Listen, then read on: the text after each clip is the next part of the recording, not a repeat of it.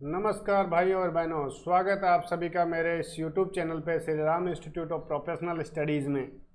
और हम income tax की जो सीरीज़ में अभी तक हमने पढ़ लिया था, पिछली कक्षा में हमने टाइप ऑफ द पर्सन्स को कवर कर लिया था। और आज के इस लेक्चर में मैं लेके आया हूँ आपके लिए definition of income under the income tax act 1961, जो कि सेक्शन 2 सबसेक्शन 24 है। तो उसमें इनकम को कौन कौन सी इनकम को शामिल किया है, इसको आज हम पढ़ेंगे। तो चलिए शुरू करते हैं अपने उस टॉपिक को। तो कभी कभी आपका एग्जाम में ये भी क्वेश्चन पूछ लिया जाता है बहुत सी कॉम्पिटिटिव एग्जाम में कि इनकम की डेफिनेशन कौन से सेक्शन में दी हुई है। तो आपका आंसर होना चाहिए इनकम टैक्स एक्ट के सेक्शन 2 सबसेक्शन 24 में इनकम टैक्स की डेफिनेशन दी हुई है। सर, इनकम टैक्स की डेफिनेशन में इनकम में क्या है, कौन कौन सी इनकम है और कौन सी को इनकम नहीं मानेंगे, वो अब हम देखते हैं।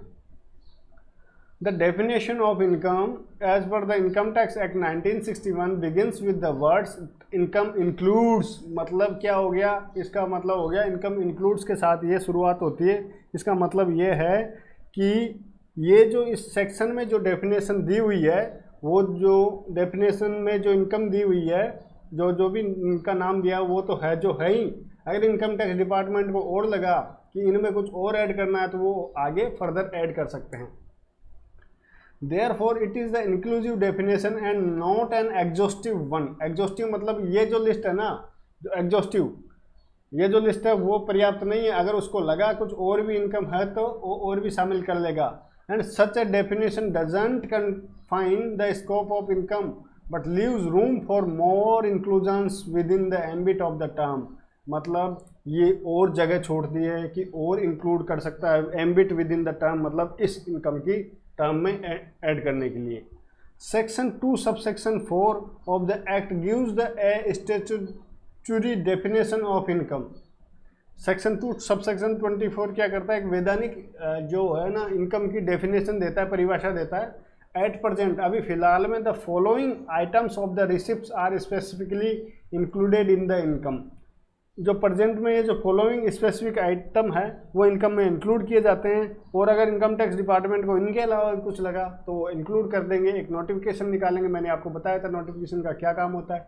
नोटिफिकेशन निकालेंगे, उसमें ऐड कर लेंगे और ईयर एंड पे उसको इनकम टैक्स एक्ट को अमेंड कर देंगे फाइनेंस एक्ट के साथ। ठीक है सर। अब बात आती है पहला कौन कौन सी इनकम होती है। आपका प्रॉफिट एंड गेंस, कोई लाभ हुआ आपको काम धंधे से, उसको इंक्लूड करते हैं। ठीक है सर। डिविडेंड आपको रिसीव हुआ कंपनी के शेयर्स को, उसको इंक्लूड करते हैं।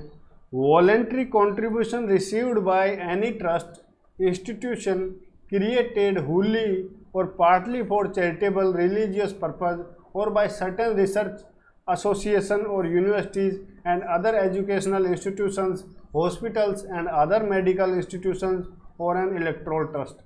मतलब क्या हुआ, कोई वॉलेंट्री कंट्रीब्यूशन को आपने, जैसे कोई यूनिवर्सिटी है, ठीक है, अपन ने उसको वॉलेंट्री कंट्रीब्यूशन दे दिया कि आप ये लो 1 लाख रुपए और बच्चों को पढ़ाओ, तो वो किसकी इनकम हो गई, उस यूनिवर्सिटी की हो गई। कोई ट्रस्ट है, कोई चैरिटेबल ट्रस्ट है जो लोगों की सेवा करता है, गरीब लोगों की, उसको आपने वॉलेंट्री कंट्रीब्यूशन दिया।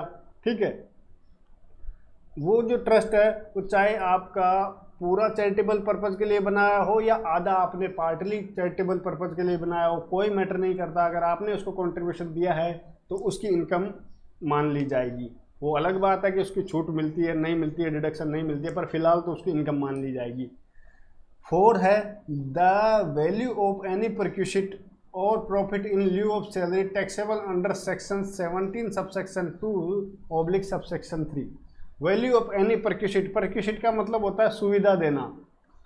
जैसे मान लो मैं किसी कंपनी का एम्प्लॉय हूँ और एम्प्लॉय हूँ तो कंपनी एम्प्लॉय हूँ और मैं है ना घर से बाहर रहता हूँ।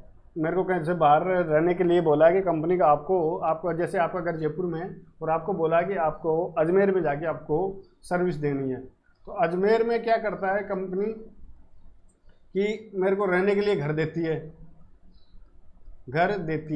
लेकिन किराया नहीं देती, घर देती है। तो ये क्या हो गया, सुविधा हो गई। पैसे नहीं दे रही, पैसे के बदले आपको सुविधा दे रही है, तो ये क्या हो गई, परक्यूशिट हो गई। और profit in lieu of salary, ठीक है, सैलरी के एवज में आपको प्रॉफिट में हिस्सा दे रही है कंपनी का, जैसे परसेंटेज ऑफ कमीशन पे होता है ना वो, तो वो अगर आपको दे रही है प्रॉफिट में हिस्सा दे रही है तो वो भी क्या मानी जाएगी, आपकी इनकम मान ली जाएगी। आप ये नहीं कह सकते ये मेरी इनकम नहीं है। फिफ्थ है एनी स्पेशल अलाउंस और बेनिफिट, एनी स्पेशल अलाउंस और benefit other than the perquisite included above specifically granted to the assessee to meet the expenses wholly necessarily and exclusively for the performance of duties of an office or employment of profit। अब ये जो ऊपर परक्यूसिट दी है, इनके अलावा भी कोई आपको मान लो कोई अलाउंस दिया, जैसे एचआरए हो गया या कोई बेनिफिट दिया, तो वो भी आपकी इनकम मान ली जाएगी और सैलरी में टैक्सेबल हो जाएगी। ठीक है सर, हेड मैंने आपको पढ़ाई दिए थे कौन से हेड होते हैं, उसके बाद ये ऐड कर ली जाती है। Any allowance granted to assessee to meet its general personal expenses at place where the duties of his office और employment of profit are ordinary performed by him और at place where the ordinary resides और compensate him for increase the cost of living. Cost of living जैसे मैंने आपको बताया था कि जैसे मैं बाहर रह रहा हूँ तो मेरे को एक वॉशिंग अलाउंस मिलता है, वॉशिंग अलाउंस मिलता है, तो ये क्या हो गया, पर्सनल एक्सपेंस हो गया। और इन पर्सनल एक्सपेंस को मीट करने के लिए अगर आपका एम्प्लॉयर आपको कुछ देता है सर्विस के लिए, आपको उसमें कंपनी में आप सर्विस दे रहे हो, तो वो भी आपकी इनकम मान ली जाएगी। Any allowance granted to assessee meet is personal expenses at a place where the duties of his office और employment of profit are ordinary performed. जहाँ वो अपनी ड्यूटी करता है वहाँ पे अगर उसने को वॉशिंग अलाउंस दिया या कुछ भी अलाउंस दिया तो वो उसकी इनकम में काउंट कर लिया जाएगा। ठीक है सर। सेवंथ है the value of any benefit और perquisite whether convertible into money और not obtained from a company either by a director और by a person who has substantial interest in the company और by relative of director और such person or any sum paid by such company in respect of any obligation which but for which payment would have been payable by the director or other person aforesaid। मतलब क्या हुआ, company में मान लो आप कोई director, आप employ हो, company में आप एम्प्लॉय हो और कंपनी ने आपको क्या दिया, बोनस शेयर दिए, बोनस शेयर दिए। ठीक है, बोनस शेयर दिए और कंपनी में बोनस शेयर दिए तो मतलब आपका इंटरेस्ट हो गया, या तो आपने दिए। अब यह जो कंपनी है बोनस शेयर दी कन्वर्टेबल इनटू मनी है क्योंकि आप इसको सेल कर सकते हो, या कन्वर्टेबल इन मनी नहीं भी हो तो भी चलेगा, पर आपको कुछ मिलना चाहिए, बेनिफिट या परक्यूसिट मिलनी चाहिए। ठीक है, किससे, फ्रॉम कंपनी से, आइदर बाय ए डायरेक्टर, चाहे आप उस कंपनी के डायरेक्टर हो, एज ए डायरेक्टर के रूप में आप सैलरी मिल रही है और आप सैलरी के साथ साथ आपको कुछ अदर बेनिफिट्स भी मिल रहे हैं, तो वो और by a person who has substantial interest in the company, और अथवा जो ऐसा व्यक्ति जिसका कंपनी में सब्सटेंशियल इंटरेस्ट है। सब्सटेंशियल इंटरेस्ट क्या होता है सर, ये हम आगे देखेंगे। और बाय रिलेटिव ऑफ डायरेक्टर, या तो मैं मान लो कोई रिलेटिव है डायरेक्टर का, मान लो आप कंपनी के डायरेक्टर हो और आपके रिलेटिव का कोई रिलेटिव है, उसका आपका इंटरेस्ट है कंपनी में और आप उससे कोई एडिशनल बेनिफिट ले रहे हो, तो वो आपकी इनकम में शामिल हो जाएगा। और any sum paid by such company in respect of any obligation which but for which payment would have been payable by the director और अदर पर्सन और अफोरसेड। और ऐसे बेनिफिट अगर मान लो कंपनी नहीं देती तो उसका पेमेंट किसको करना पड़ता है, एम्प्लॉय या डायरेक्टर को करना पड़ता है। अरे समझो बात को, आप कोई कंपनी है उसमें आप डायरेक्टर हो और कंपनी आपको क्या देती है, सुविधाएं देती है, सुविधाएं देती है। सुविधाएं कैसी है, कन्वर्टेबल इनटू मनी भी हो सकती है, कन्वर्टेबल इनटू मनी भी हो सकती है और नहीं भी हो सकती, नहीं भी हो सकती। अगर यह सुविधाएं देती है कंपनी आपको तो वो आपकी इनकम में शामिल हो जाएगी, इनकम में शामिल हो जाएगी। सर डायरेक्टर खुद का होना ज़रूरी नहीं है, आपका रिलेटिव भी डायरेक्टर हो सकता है। ठीक है, इनकम में शामिल हो जाएगी। और ये जो खर्चों या जो सुविधाएं जो कंपनी बियर कर रही है, अगर कंपनी नहीं चुकाती तो वो आपको पे करने होती है, ऐसी सुविधाएं होती है तो वो आपकी इनकम में शामिल कर लिया जाएगा। ये कहता है सबसेक्शन क्लोज 7। एट्थ क्या कहता है, the value of any benefit और perquisite whether convertible into money और नॉट, वही बात आ रही है, which is obtained by a representative Assisi.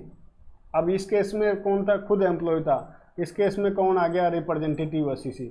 Representative Assisi में 3 नंबर दिया हुआ है, 3 नंबर में क्या हुआ, mentioned in section 160 subsection 1 close 3rd और 4th में इसका जो दिया हुआ है कि इन केस मान लो डेथ कर गया उसका, तो उस केस में उसका रिप्रेजेंटेटिव असीसी होता है। कोई पागल हो गया उस केस में उसको बेनिफिट मिल रहा है, तो मैंने आपको बताया था रिप्रेजेंटेटिव असीसी को भी फिर उसमें पर्सन में काउंट कर लिया जाता है, इंक्लूड में। और बाय एनी बेनिफिशरी, या तो रिप्रेजेंटेटिव असी या कोई उसके बिहाफ पे कोई एनी बेनिफिशरी हो, और any amount paid by the representative assessee for the benefit of the beneficiary and any amount paid by representative assessee for the benefit of the beneficiary which the beneficiary would have ordinarily been required to pay. मतलब कोई ऐसा benefit लिया है जो कि beneficiary को पे करना पड़ता, पर वो बेनिफिट कौन दिया है आपको, कंपनी दी है, आपका एम्प्लॉयर दिया है, तो उस केस में भी आपको इनकम में काउंट कर ली जाएगी, इनकम में भी इसको इंक्लूड कर ली जाएगी। ठीक है sir. Deemed profit chargeable to tax under section 41 और सेक्शन 59। सर डीम्ड प्रॉफिट क्या होते हैं वो हम आगे कवर करेंगे सेक्शन 41 और 59 में, जो कि आपका बिजनेस इनकम का है, बिजनेस इनकम में आपकी शामिल किया जाएगा, आप उसमें गणना करेंगे बिजनेस इनकम और capital gain. The profit and gains of the business और profession chargeable to tax under section 28। Section 28 का किसका सेक्शन है, बिजनेस और प्रोफेशन का है। अगर उसमें आपने कोई इनकम हुई तो आपकी इनकम में शामिल किया जाएगा। एनी कैप, आपको इसको बस पढ़ना है, देखना है कौन कौन सी इनकम है, याद नहीं करना, आपके दिमाग में रहना चाहिए कि हाँ इसको भी इनकम में शामिल किया जाना चाहिए। अगर एग्जाम में क्वेश्चन में आए तो आपको टिक कर देना है, बस आपको पूरी डेफिनेशन याद करने की ज़रूरत नहीं है, बस आपको समझना कि हाँ ये चीज़ें थी और इनको शामिल किया गया है। Any capital gain chargeable to tax under section 45। Section 45 में कोई कैपिटल गेन चार्जेबल है तो वो आपका टैक्सेबल लग जाएगा। सेक्शन 12 क्या कहता है, 12 क्लोज क्या कहता है, the profit and gains of any insurance business carried on by mutual insurance company और बाय कोऑपरेटिव सोसाइटी और any surplus taken to be such profits और gain by virtue of the provision content in the first schedule to the act. मतलब ये 4th number का point क्या कह रहा है, पहले नीचे देख लेते हैं। ये 4th नंबर कोऑपरेटिव सोसाइटी क्या कहती है, computed in accordance with section 44। Section 44 के अंतर्गत कोई कंप्यूटेड होना चाहिए ये जो गेन है, ये जो भी आपका वो है। सर सेक्शन 44 कौन सा है, कैपिटल गेन का है, सीधी सी सिंपल सी बात है, नहीं सॉरी बिजनेस का है। कोई प्रॉफिट या गेन हुआ from insurance business carried on by mutual insurance company, ये म्यूचुअल इंश्योरेंस कंपनी पे या कोऑपरेटिव सोसाइटी पे लागू होता है। अगर कोई प्रॉफिट या गेंस कमाया, किससे कमाया, इंश्योरेंस बिजनेस से, आपको insurance company, mutual insurance company या कोऑपरेटिव सोसाइटी हो, और any surplus taken to be such profit and gains by virtue of the provision contain in the first schedule to the act. और जो first schedule to the act, उसका act का जो first schedule कहता है, मतलब इनकम टैक्स एक्ट का first schedule कहता है, उस प्रोविज़न के अंतर्गत आपने कोई सरप्लस लिया है या ट्रांसफ़र किया है तो वो भी आपका इनकम में शामिल किया जाएगा। सच क्लोज 13 क्या कहता है, the profit and gains of any banking company, banking company का, ये तो हो गया इंश्योरेंस कंपनी का बिजनेस की। अब आती है बात 13 आती है बैंकिंग बिजनेस की, including providing credit facilities carried on by cooperative society with its member. अरे कोई कोऑपरेटिव सोसाइटी है, कोऑपरेटिव सोसाइटी है, ठीक है, इसमें 10 मेंबर्स हैं। 10 मेंबर्स क्या करते हैं, 10-10 हज़ार रुपये इकट्ठा करते हैं। 10-10 हज़ार रुपये इकट्ठा करते हैं तो कितने हो गए, 1 लाख रुपये। और ये जो 1 लाख रुपये आपस में अपने मेंबर्स को बांट देते हैं, जिसको भी ज़रूरत होती है बांट देते हैं, और इससे इंटरेस्ट इनकम कमाते हैं। तो ये जो इंटरेस्ट इनकम होगी इनकी, तो ये कोऑपरेटिव सोसाइटी की इनकम मान ली जाएगी, इनकम काउंट होगी। ठीक है, आगे बात समझ में, इसको भी इनकम माना जाएगा। इंक्लूडिंग आप क्रेडिट फैसिलिटी आप प्रोवाइड कर रहे हो बाय बैनी बैंकिंग बिजनेस, एक तरह का बैंकिंग बिजनेस ही हो गया, क्योंकि आपने क्या किया, लोन देने का कार्य किया। 14th आता है एनी विनिंग फ्रॉम लॉटरीज, आपके कोई लॉटरी में पैसा लगाया, आपने लॉटरी से पैसे जीत के। Crossword puzzles, race including horse races, card game, other games or any sort, or from gambling or betting of any form or nature whatsoever for this purpose. Lottery includes winning from the puzzles awarded to any person by draw of lots or by chance or in any other manner whatsoever under any scheme or arrangement by whatever name called. मतलब lottery का मतलब क्या हो गया, आपने lottery में पैसे लगाया जिसमें आपका भाग्य के साथ बाय लॉट्स के साथ आपका जो विनिंग है वो हो गया, और आपका जो मतलब भाग्य के साथ चांस लगता है इसमें एक तरीके से, वो आपका हो गया। तो क्रॉसवर्ड पजल्स भी हो सकती है, लॉटरी भी हो सकती है। आपने पजल्स खेली, कोई आपका जो केबीसी में आपने एक पजल्स खेली तो उसमें आपने पैसा जीता तो वो आपकी इनकम मान ली जाएगी। चाहे आपने गुड्स दौड़ में आपने पैसा लगाया, हॉर्स रेस में उसमें लगाया। Card game and other game of any sort includes any game shown an entertainment program on television or electronic mode in which the pupil compete to win prizes or any other similar game। मतलब कोई आपने card game खेला या कोई other game खेला, चाहे वो TV पे आया हो, ठीक है, एंटरटेनमेंट प्रोग्राम ऑन टेलीविजन और इलेक्ट्रॉनिक मोड, या कोई इलेक्ट्रॉनिक मोड के थ्रू खेला, in which people compete to win prizes, और लोग उसमें पैसा लगाते हैं और आपस में खेलते हैं, किसके लिए, पैसा जीतने के लिए, तो वो अभी आपकी इनकम मान ली जाएगी। ठीक है। तो 15th क्या कहता है, any sum received by assessee from his employees as a contribution to any PF और सुपर एनुएशन फंड और एम्प्लॉय, स्टेट इंश्योरेंस फंड और any other fund for the welfare of the such employee. अगर कोई भी person है, Assisi है, वो अगर, ठीक है, any sum received by assessee from his employees or as a contribution to any PF or superannuation fund or employee state insurance fund or any other fund for the welfare of the such employee। Suppose कोई employ है, employer है, वो अपने employ से क्या करता है, PF collect करता है, होता है ना, अरे जैसे 12% एम्प्लॉय देता है तो 12% ही एम्प्लॉयर से काटता है। एम्प्लॉयर क्या करता है, 12% एम्प्लॉय से लेता है और 12% एम्प्लॉयर से काटता है। तो ये जो है ना, जो एम्प्लॉय का जो कंट्रीब्यूशन इसने लिया है उसकी सैलरी में से काटा है, वो इसकी इनकम काउंट कर ली जाएगी अगर वो टाइम पे डिपॉजिट नहीं कराया तो। इसका भी इसमें जो इनकम में मान ली जाएगी। उसकी कुछ कंडीशन है जो कि बिजनेस प्रोफेशन की अपन जो पढ़ेंगे, बिजनेस प्रोफेशन की टैक्सेबिलिटी, उसमें आपको कवर हो जाएगा। Any sum received under a key man insurance policy including the sum allocated by way of the bonus on such policy will constitute an income। Sir सबसे पहले इसको पढ़ाने से पहले की मैन इंश्योरेंस पॉलिसी की इसकी डेफिनेशन भी दी हुई है, तो मैं ये पढ़ लेते हैं डेफिनेशन, फिर आपको इसका जो रियल मीनिंग है वो भी समझा देता हूँ। की man insurance policy means life insurance policy taken by a person on the life of the another person where the latter is on or was an employee of the former or is or was connection with in any manner whatsoever where the former's business। It also includes such policy which has been assigned to a person with or without any consideration at any time during the term of the policy। मतलब क्या होता है, की man insurance policy क्यों ली जाती है, की man insurance policy. Sir की मैन इंश्योरेंस पॉलिसी है, जैसे कोई कंपनी ए है, एबीसी लिमिटेड है, एबीसी लिमिटेड है, इसमें कोई ए एम्प्लॉय है जो कि मोस्ट टैलेंटेड है।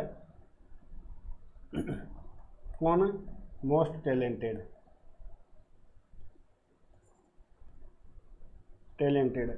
ये इतना टैलेंटेड है कि अगर ये नहीं रहेगा तो कंपनी का बिजनेस ठप हो जाएगा, ठप हो जाएगा कंपनी का बिजनेस। ये ऐसा बंदा है।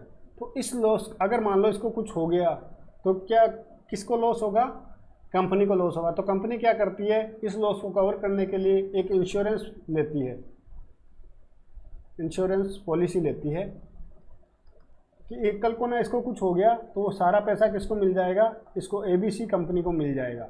ठीक है, इसको कुछ हो गया तो एबीसी कंपनी को मिल जाएगा। तो इसे ही कहते हैं की मतलब प्रमुख पर्सन, प्रमुख की मैन इंश्योरेंस पॉलिसी, की मैन इंश्योरेंस पॉलिसी, इसी को कहते हैं। ठीक है सर, यहाँ तक बात समझ में आ गई। अगर इस की मैन इंश्योरेंस पॉलिसी का अगर मान लो किसी को कुछ हो गया और उसका आपको कंपनसेशन मिलता है कंपनी को, तो वो जो कंपनसेशन है वो कंपनी की इनकम काउंट कर ली जाएगी। ठीक है सर, यहाँ तक बात समझ में आ गई। ठीक है।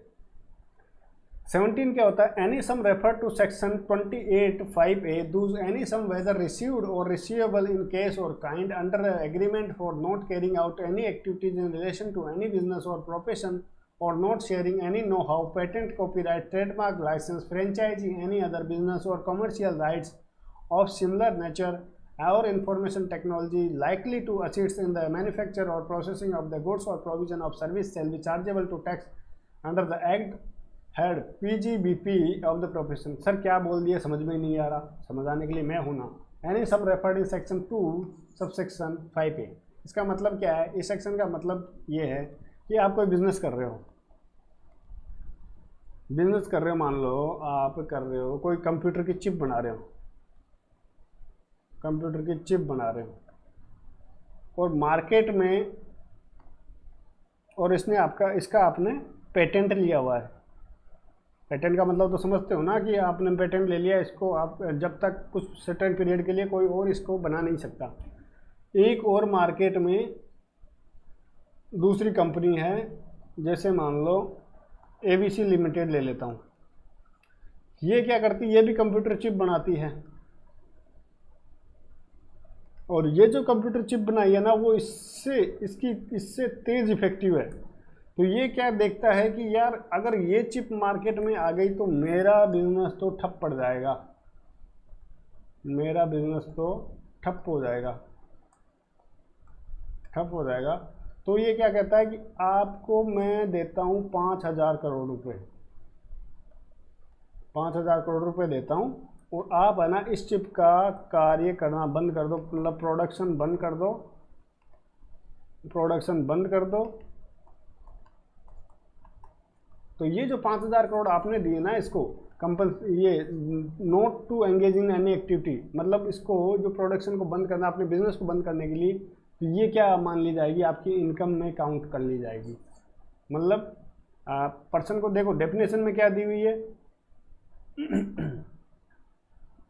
Not sharing any know how, patent और कॉपीराइट और लाइसेंस, फ्रेंचाइजी और एनी अदर बिजनेस और commercial right of similar nature और इंफॉर्मेशन और टेक्नोलॉजी, और not carrying out any activity, मतलब not carrying out any activity मतलब आप कोई एक्टिविटी मत कीजिए, प्रोडक्शन मत कीजिए, मैं आपको पैसे देता हूँ 5,000 करोड़, जितना आप कमाओगे उतना तो मैं आपको दे देता हूँ, और फिर वो क्या करता है, अपना बिजनेस चलाता है। या ये भी हो सकता है पेटेंट या कॉपीराइट है, उसको ये क्या करता है, इसके पेटेंट या कॉपीराइट को ये खरीद लेता है, ठीक है, ये खरीद लेता है, वही 2,000 करोड़ में खरीद लेता है, और इसको कहता है कि आप इस पेटेंट को किसी और को मत बेचना, तो वो भी आपकी इनकम काउंट कर ली जाएगी। ठीक है सर, यहाँ तक समझ में आ गया।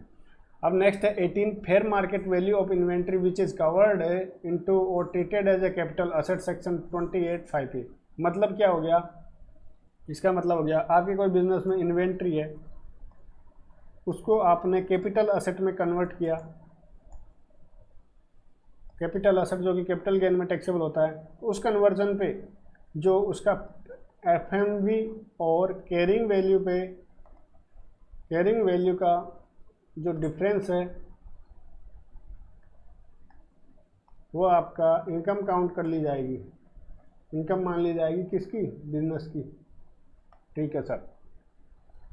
19 है, any consideration received for issue of the shares as exceeds in the fair market value of the shares, कोई कंसिडरेशन रिसीव्ड किया for issue of the shares as exceeds the fair market value of shares.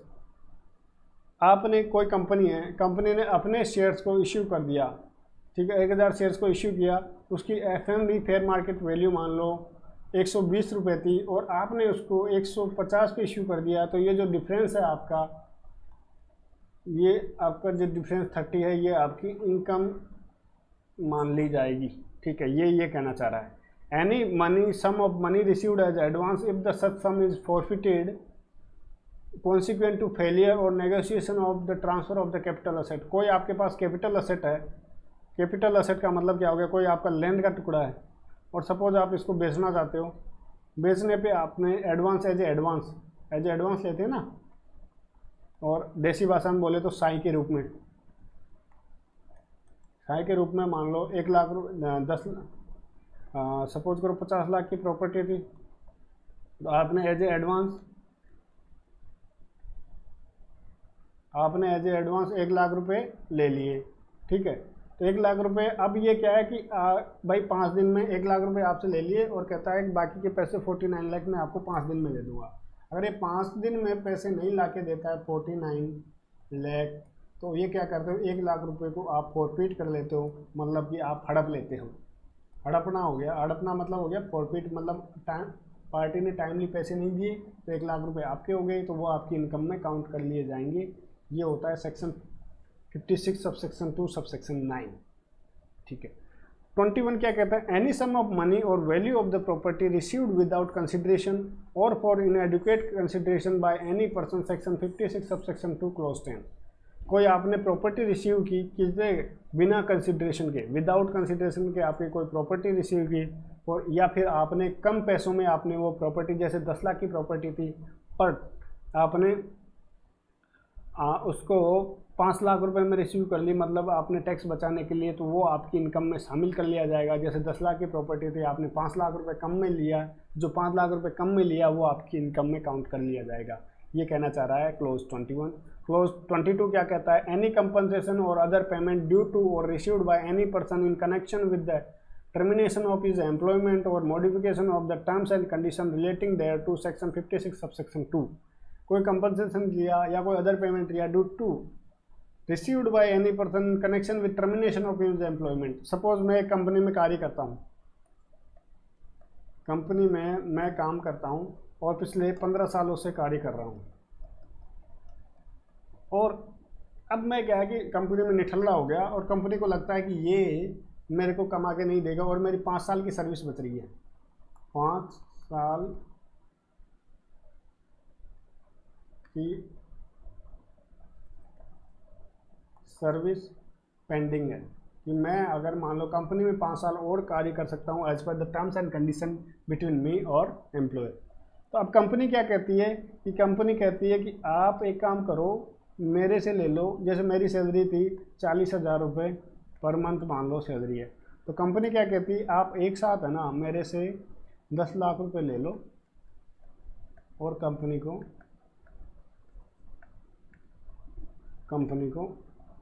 से retirement ले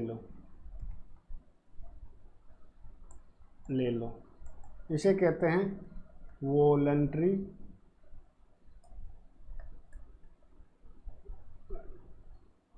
retirement. तो ये जो voluntary retirement के आपको 10 लाख रुपए मिले हैं, ये भी आपकी इनकम में काउंट किए जाएंगे। सर वॉलंटरी रिटायरमेंट का क्या एग्जाम्पशन, कैसे क्या होती है, वो हम सैलरी वाले चैप्टर में पढ़ेंगे डिटेल, और इसको अदर सोर्स की इनकम में भी काउंट कर लिया जाता है, ठीक है। Assistance in form of the subsidy और ग्रांट और कैश इंसेंटिव, ड्यूटी ड्रॉबैक और waiver or concession or reimbursement by whatever name called by a central government or state government or any authority or body or agency in cash or in kind to the CC is included in the definition of income। Suppose आपने कोई 10 लाख की property ली, ठीक है, जिसमें government ने आपको 2 लाख रुपए की सब्सिडी दी, आपकी कॉस्टिंग कितनी आई 8 लाख रुपए की, लेकिन आपको 2 लाख रुपए की ये जो सब्सिडी है ये आपकी इनकम में काउंट कर ली जाएगी, इनकम में काउंट कर ली जाएगी, ठीक है सर।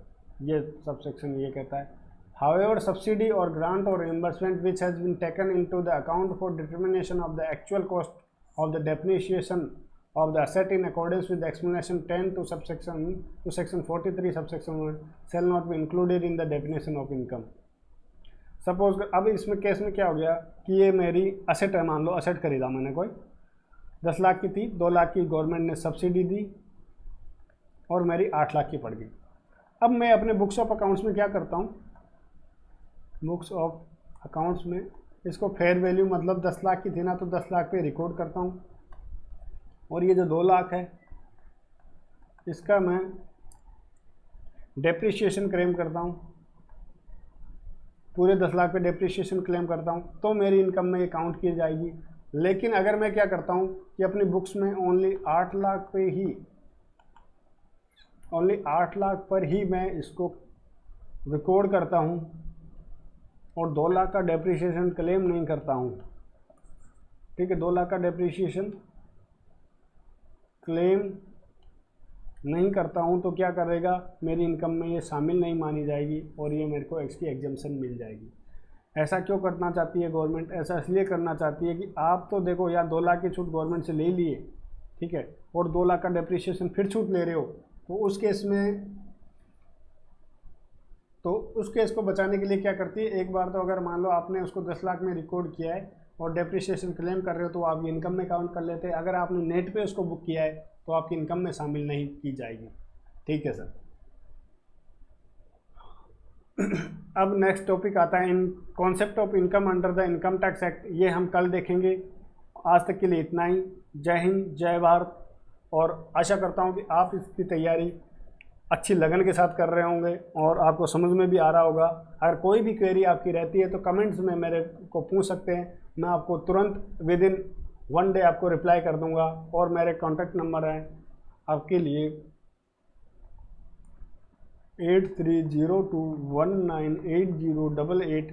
आप इन नंबरों पे मेरे से कांटेक्ट भी कर सकते हैं। ये आप कर सकते हैं आप सुबह 7 बजे से लेके मॉर्निंग में 10 AM और शाम को 6 PM टू 10